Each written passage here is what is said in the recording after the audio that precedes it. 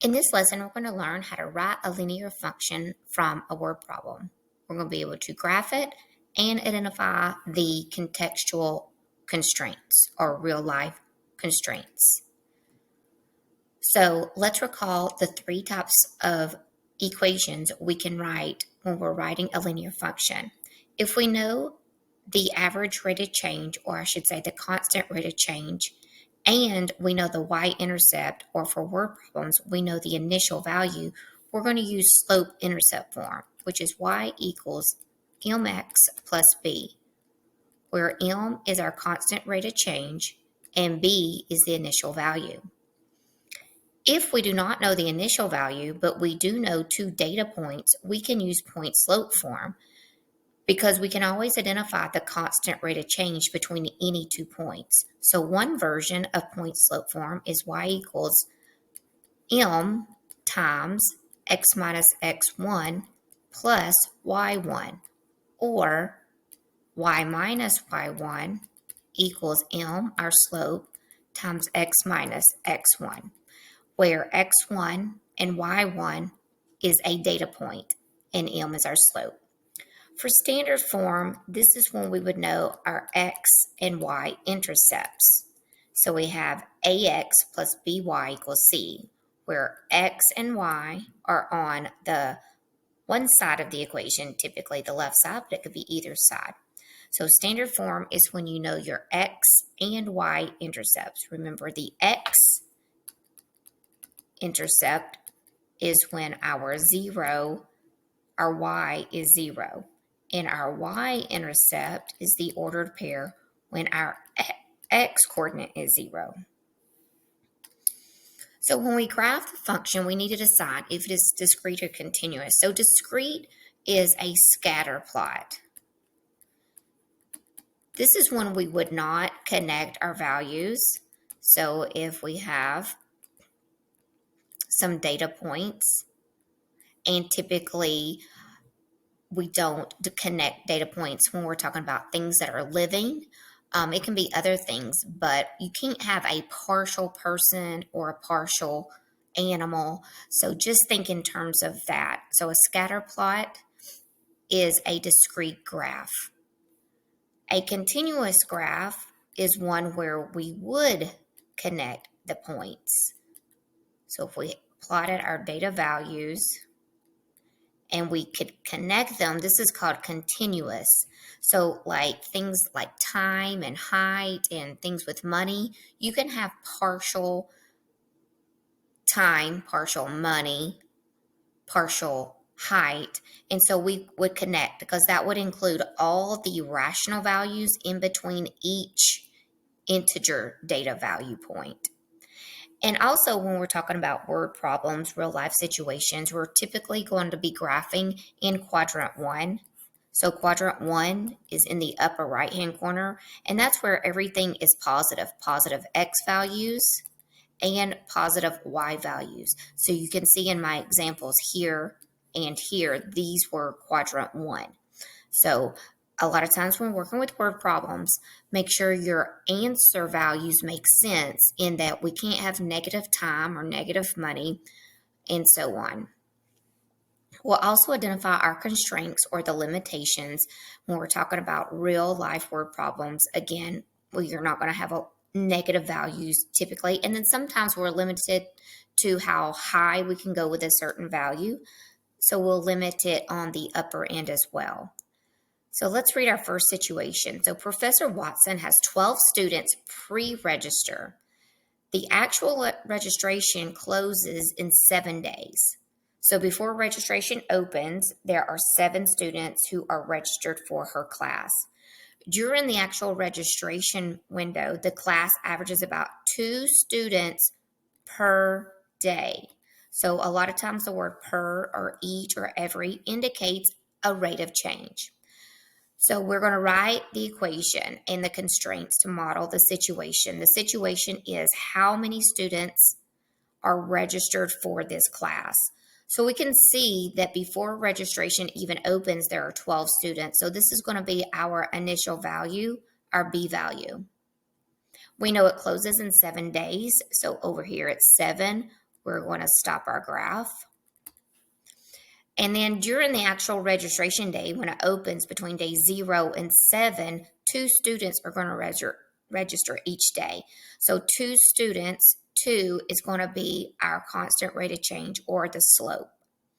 Per day is going to tell us what the X value represents. So the overall situation is Y equals the total amount of students is 2 students that register each day plus the 12 that registered before the window even opened. So our X value, we get it from our word problem, represents the days. So we can see on day 0, if we plugged in 0 for X, Y is 12, our initial value. Our Y value, we usually use the word total for the Y, and this is going to be total students. So those that registered before the window opened and those that registered during the window. So our domain is days in this situation. So we always ask, what is the least amount of days that our window is open? And we can see it is open from day 0 all the way to day 7. Then we're going to find our range. Our range is total students. So we can use our minimum and maximum domain values to get our minimum and maximum range values. So again, X values are the domain. We have our least X value and our greatest. So we can just plug those in to our function. So when I plug in 0, like we just did, Y equals 2 times 0 plus 12. So our least number of students is 12. Our maximum number of students come from day 7. So I'm going to put the max domain in, 2 times 7 plus 12. So Y equals 2 times 7, that's 14, plus the 12 that pre-registered. So that gives a total of 26. Okay, now let's plot this, but we need to determine if we are going to connect the dots, the data points, or not.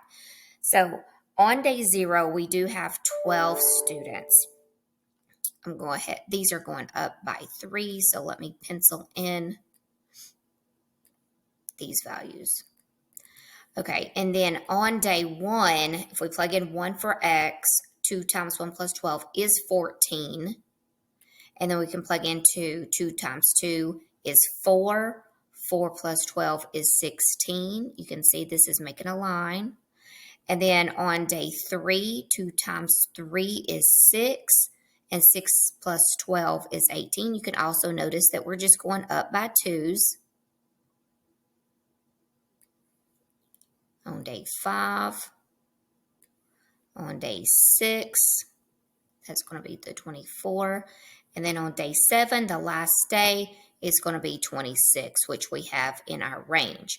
Now, each of these is saying on day 0, we have exactly 12 students.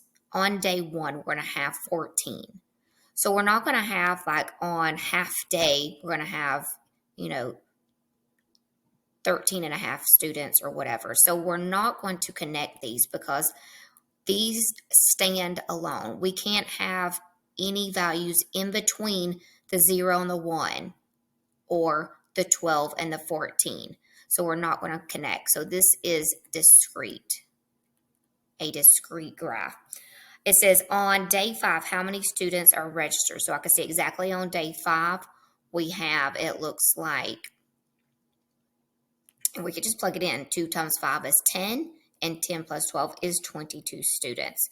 So always be able to use the equation to answer questions. I could even say, what day is there 24 students? So that time I was given the total Y. So on what day were there 24 students registered? And we would solve. So I would subtract 12 from both sides. I would divide by 2. And on day 6, we would have 24 students. So always know if you are given the input value or the output value to use your equation. Brooke is having a skating party for her birthday. Her parents allow her to invite 12 friends along with the 6 family members. city charges $50 for parties plus $5 for each guest. So we're going to write an equation and the constraints. So we have 12 friends. We have 6 family members. That does include Brooke. And we are going to come up with a function that represents how much money the party is going to cost. So do we have an initial fee? We do. $50 is what the parents have to pay upfront to rent the skating rink. Then, in addition to the $50 initial fee, it's $5 for each guest. So here's our word that tells us that this 5 is our constant rate of change. So 5 is M, 50 is B, our initial value. And we know that our input values, X, is going to be the guest. So we have Y equals the total cost of the party is the $5 fee for each guest plus our initial fee of $50. So even if something happens and no one showed up for the party, the parents still had to pay $50 up front. Okay, our Y values, as we said, represents guests. And Y is going to be the total cost for the party. So it depends on how many folks come to the party is what the total cost will be. So our domain, so we ask ourselves, what's the least amount of guests that can come to the party? That would be 0. Then in this situation, we have 12 friends and 6 family members. So 18 is the most amount of guests that will come to the party. So now to find the range, the total cost, we're going to use our domain values, our minimum and maximum values to get our minimum and maximum range. We're going to use the function to find the output. So we're going to plug in 0 for X, and 5 times 0 is 0 plus 50. So Y is 50. So the least amount of money the parents will pay is $50. Then the maximum amount is whenever we have the total amount of guests of 18. So we're going to plug in 18. So 18 times 5 plus 50 is going to give us $140. So that's the maximum amount. So now let's plot this and see if it's going to be discrete or continuous. So these are going up by 20s. So always notice your intervals.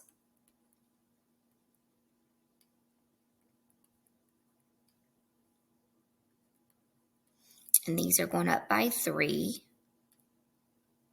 And we know 18 is the max amount of guests. So I'm just going to stop myself right there. And so at 0 guests, the parents will pay $50. And then we could go at 1 guest, 2 guests, but I'm just going to use my intervals. So 3 guests, if I plug in 3 for X, 5 times 3 is 15, plus 50 is 65. And then when I plug in 6, 5 times 6 is 30, plus 50 is 80.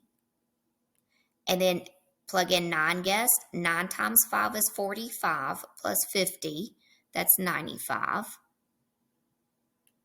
And then we have 12 times 5 plus 50, and that's going to be 110. And then we have 15 times 5 plus 50, and that's going to be 125. And then our maximum we've already calculated is 140.